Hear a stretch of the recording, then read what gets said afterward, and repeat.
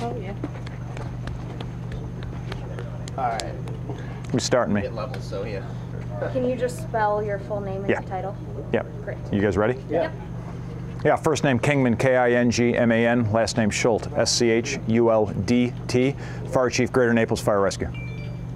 I saw a tweet that if people haven't evacuated their homes, they need to stay inside tomorrow because otherwise the helicopters won't dump water. Well, Is that true? you know, as far as the evacuation goes, I don't want to. I want to let Director Summers talk specifically about evacuation. He's coordinating that. What I'd like to stress, I want to turn that just a little bit, is we want people to evacuate. They do not need to be there. We need to get them out of that urban interface area. And yes, to answer your question, if there was an aerial drop coordinated, they will not do that when there are people around. But don't read too much into that. I think we need to focus on getting the people out of that urban interface area. You guys qualified for a FEMA grant today, I saw. What are the terms of that, and how did that come about? Yeah, actually, we've been working with the state on a bunch of different levels. As you know, we met with the governor when he came in today. There's a fire management assistance grant that runs through the wildland services, and that's a federal application that has been approved now. Your governor is taking care of that with a lot of support from local, state representatives. Everybody's worked together on that. I believe that's about a 75% reimbursement. So we are working through those things. Actually, I have a call with the state after we're done here to work through that. But we're going to be utilizing the FMAG through the forestry process as best from my understanding at this point. How many folks from your department are out there? Right? Well, I've got about 100 of my folks out there.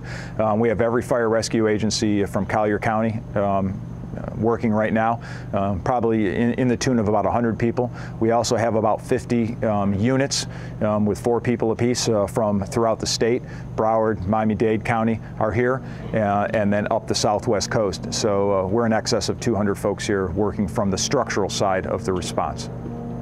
Were there some conditions today that made this more difficult to contain than, say, the one a month ago? Yeah, absolutely. As our forestry folks just told you, you've got very low humidity, you've got unpredictable winds.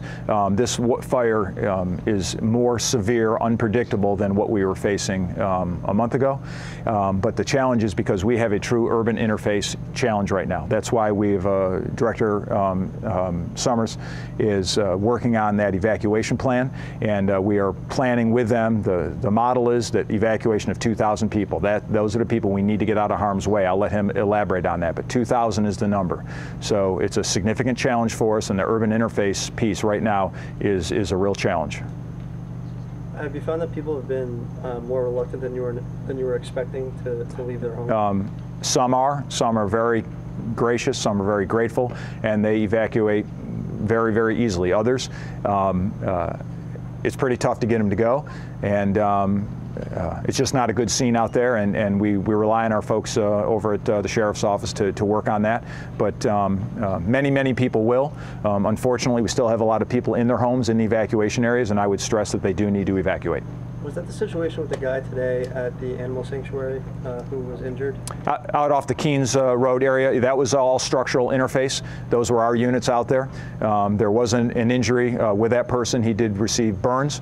He was declared a trauma alert, and he was transported to Lee Memorial, is my understanding on that. And it's residents of that area out there. I do not want to go into specifics and give names or whose homes. It just wouldn't be fair at this time until everybody's notified accordingly.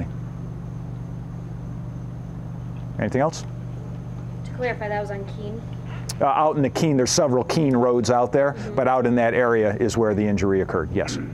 Were you guys asking him to leave, or? I don't know the details on that. What I can tell you is that we're requesting everybody to leave out there. A lot of people were out there. I took a tour out there with Representative Rommel, and people are just curious. That's what they want to do, and it does create a hazard for us. We try to be respectful. We understand that, you know, that's their property, but I can tell you when people talk about the animal farm out there, there was significant fire in that area. The feel good on that is all those animals were saved. So there's some very happy people, but probably more importantly, there are several people out there in that area, about 6 6 homes that were destroyed, lost, and those people have lost everything they have. So our hearts go out for them on that, and we've got to work through that. We're going to start our damage assessment process here coming up, which equates to dollars back and helping those folks out. So that's the next step. Chief, I've heard that people who have been asked to evacuate have sort of stood along the boundaries and just waiting to get back in. I've seen some of them. Are those the curiosity seekers you're advising to go away, or you don't even know the difference? You know, I don't know. It would appear to me that there's some onlookers that have entered into the area. I'm sure there are homeowners there that are genuinely concerned. We try to be respectful of that. But I will tell you, every car that we have to move around, every bunch of people that are walking around the streets is creating a problem for us. And it does. We understand and respect the situation they're in, but we really would ask them to evacuate. It would really help our jobs. It would make it a lot easier than, you know, it's one more hazard. What people don't realize, these apparatus, these heavy apparatus, they can't see the people, we can't hear the people, and it becomes a hazard for us out there. Can you talk a little bit about the decision to evacuate Noah's Landing? It seems like there's a lot of residences in that area. What was so specific about that? Yeah, I'm going to actually defer that over to Director Summers on the evacuation areas. But what I will tell you on the specifics, because I'm sure he's going to give you an update on where we're at with the evacuations, but what I would tell you is our planners have worked for hours on a schedule to go ahead and evacuate the people. We look at that very carefully, and it's irregardless of the type of home, the demographic, anything. We have to look at where we anticipate the fire is going, and that's what it is based upon. So we took a pretty wide swath at that, and we're trying to refine that as we go. We want people to be back in their homes. Their security is there. We understand that, but it's purely based on where we predict the fire is going to go.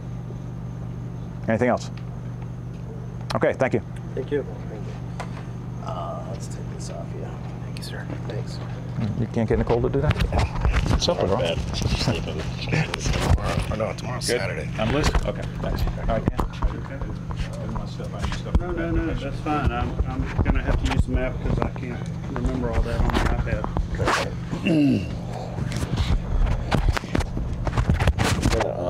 You're gonna play Bob Barker today and hang out. Okay. With You know how that skinny mic though, that's all, Yeah. you know. Thanks. Guys, I'd like to be able to turn to the map. Is that doable? Yeah, you want to go over that way? Okay. Yeah. All right. Ready, guys? Say and spell first and last name for us as well. Dan Summers, S-U-M-M-E-R-S, Director, Collier County Bureau of Emergency Services. Good. I'll lead off if you'd like tonight. Again, thank you for taking the time to be with us and putting this information out. We've talked to you all day about the mandatory evacuation areas that we have. We've placed this drawing on the map for you in an attempt to provide a little bit of visual information about the areas, this mandatory evacuation zone. A lot of our areas of concern today, a lot of heavy fire in the Inez Road and Keene Avenue areas. We've already discussed that with you, where there in fact was some structural loss there as well. Right now, with the winds coming out of the southeast, our fire push has been right into this area, in particular into Collier Boulevard.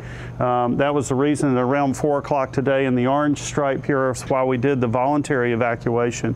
What we saw, and again we're starting to see the winds die down, but what we also saw today with the very dry conditions, the winds in some cases up to 20 miles per hour, we were seeing the spotting. That's the embers that become airborne and start fire in additional places. There's a heavy concentration of engines, fire engines that are doing structural protection, and right here in the Collier Boulevard area, and they're doing a great job. A lot of those engines are from Miami as well as Sarasota and Broward County, working with the other apparatus here in Collier County.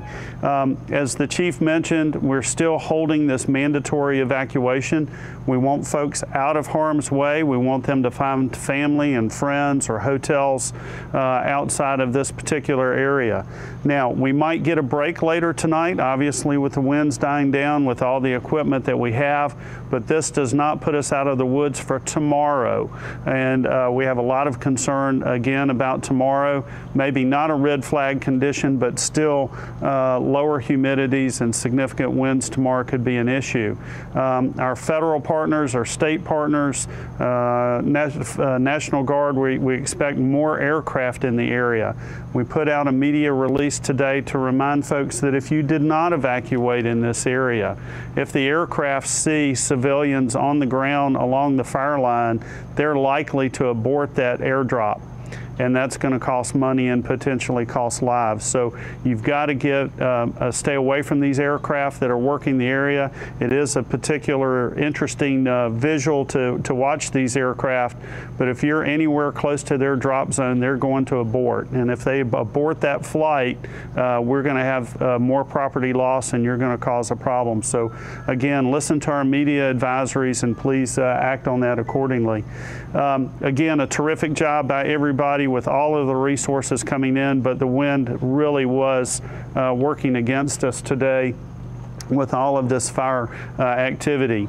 We have the EOC partially activated. We thank you for the news releases that you echoed for us today as well. Our call center remains open, and that number is 239-252-8444. 252-8444. You can call that for information. We know that there's not a lot of information, but we'll try to help you. Do not dial 911 unless there is an extreme emergency, unless you have a life safety emergency event. Dial that 252-844 number if you have a need for additional information. We're working closely with Florida Power and Light. We do know there's some outages in that area. They're doing a great job, and we'll monitor that restoration of power just as soon as that time becomes available, as soon as it's safe to get back in that particular area. So I have also here to talk with you tonight, the Florida Division of Emergency Management Director is here, Brian Kuhn. Brian is our state partner at the division level, working on these state and federal asset resource assistance that we may need. And also Chief Spell is here from the Collier, representing Sheriff Rambosk from the Collier County Sheriff's Office. Dan, before we move to that, can I ask you a question pertaining to evacuations? Yes. We have a facility, Golden Gate Community Center. It's just a reception center now. That's right. Does that become an overnight shelter? We're going to continue to evaluate what those folks' needs might be tonight. We have manpower ready to go overnight if necessary. That's not a very comfortable situation. We're prepared to do that. We'll see how the fire works and see what happens in some of these evacuated areas in the next couple of hours. We are prepared to keep that open overnight if necessary. We're communicating with those residents. We're providing some snacks and refreshments and places to rest and that sort of thing. And if that becomes an overnight situation, we've already got cots and staff ready for overnight. How come Noah's Landing was a mandatory evacuation while the southeast corner of the city there was voluntary? I am not familiar with the location you discussed. Noah's Landing, it's right there. It's that little left. Right there at the bottom left, there's an apartment complex. Even further, yeah. It may have been, and I'm not specifically familiar, but it may have been that there may not have been any significant urban interface in that particular area. Now, granted, one thing that we try to do in these evacuation notices are give known boundaries. But within these boundaries, we're still working with law enforcement and fire, and had there been any threat, we would have gone to that particular door. I'm not familiar with that property. Thank you for bringing that to my attention. We'll take a look. But again, the idea was to give everybody a known boundary, but it didn't stop us from doing anything where there was fire threatening or knocking on those doors if necessary to get someone to move. Can you describe the evacuation process? Are you guys going door to door in the mandatory? In many cases, what we did, we did the civil emergency message, and then in those areas of highest impact or greatest risk, we had the assistance of the sheriff's office, the fire departments, and those type of things. And we have we do have some space in between these properties in the high risk areas. So while you have a lot of land, you don't have as many homes on a particular street or a block. So where it was appropriate or where it was necessary, if it didn't look like someone was moving, those agencies did the best that they could with the resources they had to make sure that that word got put out and action was taken.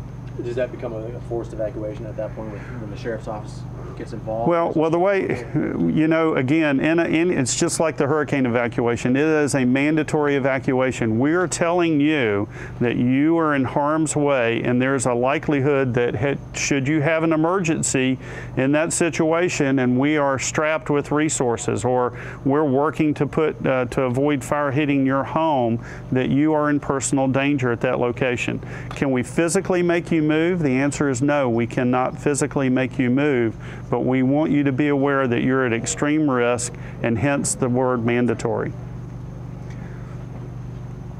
Thank you all for your assistance, and we'll go to Brian Kuhn next from the Florida Division of Emergency Management. Brian? Thank you. That facility again that could become a shelter overnight, where is that located? Golden Gate Community Center. 4700. Yeah, Parkway, on the yeah. Parkway. Very good. You're very good at addresses. I am. Thanks. You're better than I am. Really? He's like Rain Man. I gotta have some sort of skill. That's okay. I've been out there actually most of the day, so that's Okay. why. Yeah, that's why I asked you that. Because they're wondering. All right. Come on over. He's on you. Can we hold that? You're gonna hold that one. Okay.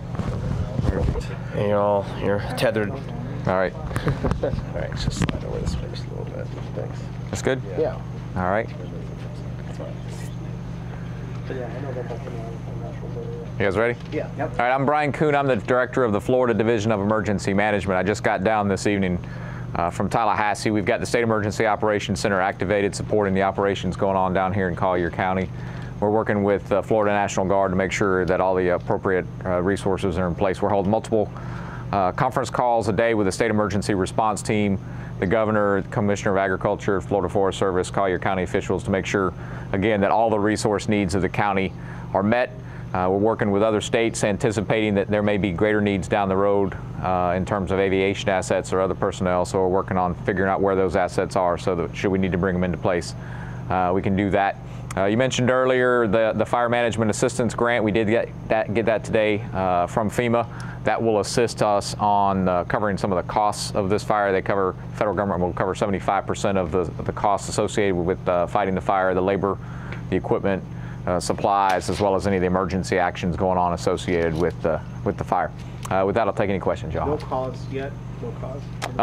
You're gonna have to defer. I'll defer to the county guys of the Forestry Service on any operational details of the fire. Like I said, I just got in town a few minutes ago. Brian, there's in this area, it's not just Collier, but we have a fire burning in Lehigh Acres and Lee County. Charlotte County had some problems. From a regional, statewide perspective, how do you kind of harness those resources to make sure that this side of the coast is being taken care of with this fire? Yeah, basically the entire peninsula is very dry right now. Lots of fires. There were 100 plus the last time I saw the number the other day. I drove past the Lehigh fire on the way here about an hour and a half ago.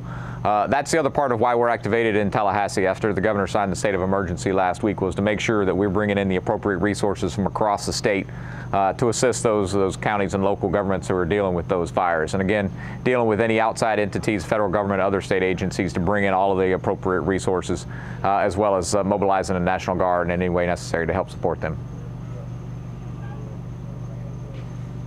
Okay, great, thanks. Let's get you the mic here.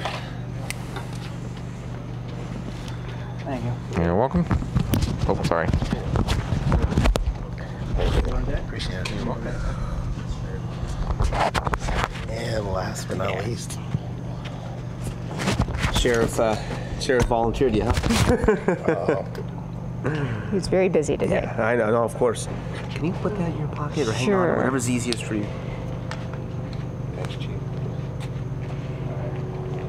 Good evening. I'm Chief Stephanie Spell. I am Chief of Community Engagement at the Collier County Sheriff's Office, and I am here representing Sheriff Rambosk. Of course, our role in this operation is traffic safety, assisting with evacuations, and working with our community partners in keeping our community informed.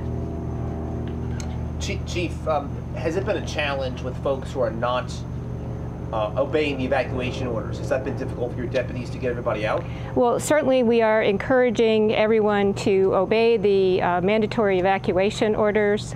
As Chief Schultz commented, you know, we are very respectful of people wanting to stay and protect their property, and safeguard their animals, and balancing that with their personal safety, their property safety, and even more important, the ability for the firefighters to get in and fight the fire.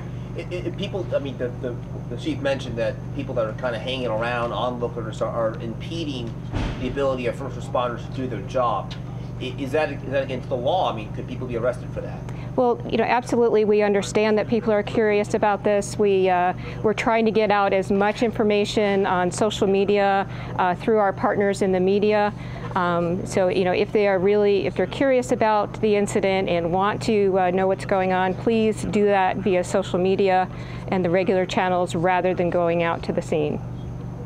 I think earlier they mentioned about 7,000 homes were impacted by the evacuation order. Do you have a sense of how many of those homes actually listened and evacuated? We do not. We're certainly, hopeful that most people did. Again, I think that everyone here tonight is stressing the importance of heeding those mandatory evacuations, personal safety, and the ability to extinguish the fire. I guess there's just some people that aren't taking the fire very seriously. What do you want to tell those people?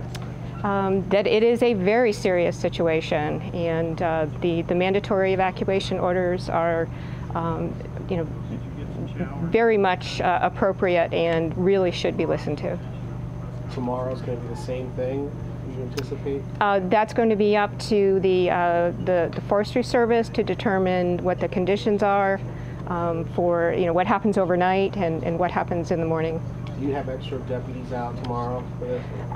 Right now we have 2 shifts on during this evening, and we are balancing the response to our regular call load throughout the county with assisting with the evacuation and traffic control. Okay, thank you. Thank you.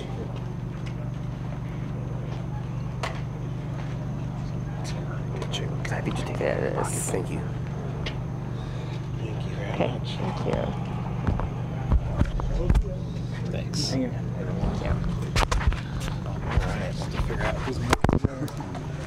Thank you, guys. Thank you. Thanks.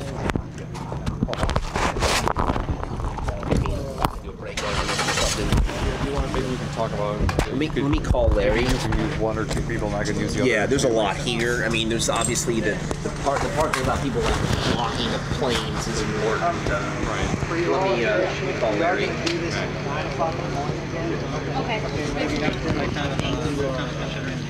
Okay.